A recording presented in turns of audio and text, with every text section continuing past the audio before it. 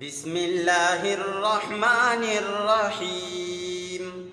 آمن الرسول بما أنزل إليه من ربه والمؤمنون كل آمن بالله وملائكته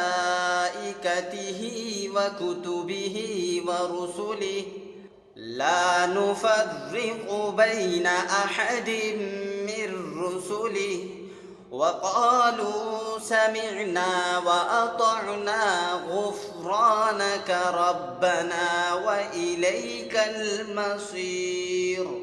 لا يكلف الله نفسا إلا وسعها لها ما كسبت وعليها ما اكتسبت.